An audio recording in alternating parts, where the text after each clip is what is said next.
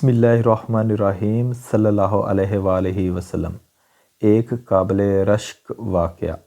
ایک معلم قرآن انتہائی نصیحت آموز واقعہ بیان کرتے ہوئے کہتے ہیں کہ ایک بچہ میرے پاس آیا جو مدرسے میں داخلہ لینے کا شدید خواہش مند تھا۔ میں نے اس سے پوچھا، بچے آپ کو قرآن کا کچھ حصہ زبانی یاد ہے؟ بچے نے کہا جی۔ میں نے اس کا امتحان لیتے ہوئے کہا، پھر آپ مجھے 30واں پارہ سنائیں۔ اس نے مجھے 30واں پارہ زبانی سنا دیا۔ میں نے پوچھا، آپ کو سورۃ ملک بھی یاد ہے؟ اس نے مجھے سورۃ ملک بھی سنا دی۔ مجھے بڑا تعجب ہوا کہ اس چھوٹے سے بچے نے کم سنی کے باوجود قرآن کریم کا کچھ حصہ حفظ کیا ہوا ہے۔ میں نے اس سے سورۃ نحل سنانے کو کہا تو اسے وہ بھی یاد تھی۔ جوں وہ میرے سوالات کا جواب دے رہا تھا، میری حیرانی بڑھتی جا رہی تھی۔ میں نے سوچا کہ اب اس سے بڑی صورتوں کے متعلق پوچھتے ہیں۔ میں نے کہا، آپ کو سورۃ بقرہ بھی یاد ہے؟ اس نے ہاں میں جواب دیا، اور ساتھ ہی کسی غلطی کے بغیر سورۃ بقرہ بھی زبانی سنا ڈالی۔ میں نے متعجب ہو کر پوچھا، بچے لگتا ہے آپ نے پورا قرآن حفظ کر رکھا ہے؟ اس نے کہا جی۔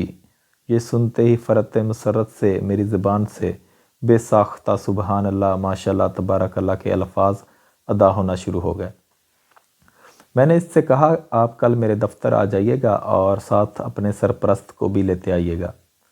میں بچے کے جانے کے بعد حیرت و استعجاب کے سمندر میں ڈوبا رہا اور دل ہی دل میں تانے بانے بنتا رہا کہ یقیناً اس کے والد صاحب دین کے پابند، نیک سیرت اور قرآن سے شدید محبت رکھنے والے ہوں گے، جس کے نتیجے میں اس نے اپنے بچے کو اتنی چھوٹی عمر میں قرآن یاد کروا دیا ہے۔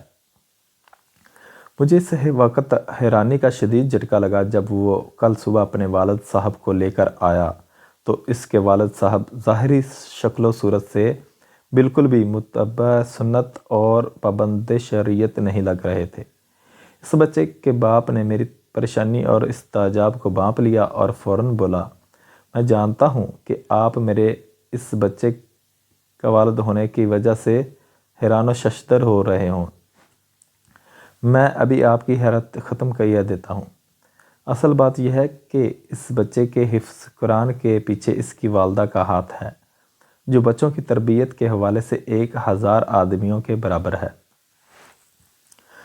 آپ یہ بات سن کر مزید حیران ہوں گے کہ میرے 3 بیٹے ہیں اور سب قرآن کے حافظ ہیں۔ میری سب سے چھوٹی بیٹی 4 سال کی ہے اور وہ بھی 30واں پارہ حفظ کر چکی ہے۔ میری حیرانی انتہا کو پہنچ چکی تھی۔ میں نے پوچھا، یہ کیسے ممکن ہے؟ 4 سال کی بچی نے 30واں پارہ کیسے یاد کر لیا ہے؟ اس نے جواب دیا، بچوں کی والدہ کا طریقہ کار یہ ہے کہ جب بچہ بولنا شروع کرتا ہے تو وہ اسے قرآن یاد کروانا اور حفظ قرآن کا شوق دلانا شروع کر دیتی ہے۔ وہ بچوں کا مقابلہ کرواتی ہے اور کہتی ہے کہ جو سب سے پہلے یہ سورت یاد کرے گا، رات کا کھانا اس کی پسند کا بنے گا۔ جو سب سے پہلے پارہ حفظ کرے گا، ہم ویکنڈ پر اس کی پسند کی جگہ جائیں گے۔ جو سب سے پہلے قرآن ختم کرے گا، ہم سالانہ چھٹیاں اس کے منتخب کردہ علاقے میں گزارنے جائیں گے۔ یوں بچے اپنے اپنے شوق کی تکمیل کے لیے حفظ قرآن میں بڑھ چڑھ کے حصہ لیتے ہیں۔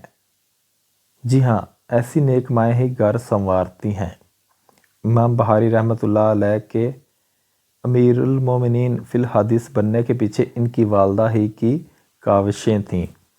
امام شافعی رحمۃ اللہ علیہ کے عظیم و فقہ محدث بننے کے پیچھے ان کی والدہ ماجدہ کی جہود و مسعودہ تھیں۔ امام مالک رحمۃ اللہ علیہ کے امام دارالہجرہ کے منصب عالی پر فائز ہونے کے پیچھے ان کی والدہ محترمہ کا ہاتھ تھا۔ امام احمد بن حنبل کے امام اہل سنت والجماعت کا لقب حاصل کرنے کے پیچھے ان کی والدہ محترمہ کی محنتیں تھیں۔ یاد رکھیے، نیک اور صالح عورت نصف معاشرہ نہیں ہوتی بلکہ معاشرے کی بنیاد اور ستون ہوتی ہے۔ میری امت کی ماؤں کو معاشرے کو کارآمد اور دین کے نور سے آراستہ افراد فراہم کرنے کے لیے امت بننے کی ضرورت ہے۔ اگر مائیں امت بننے کا تہیہ کر لیں تو قوم کو بام عروج پر پہنچنے سے کوئی نہیں روک سکتا۔ اللہ حافظ۔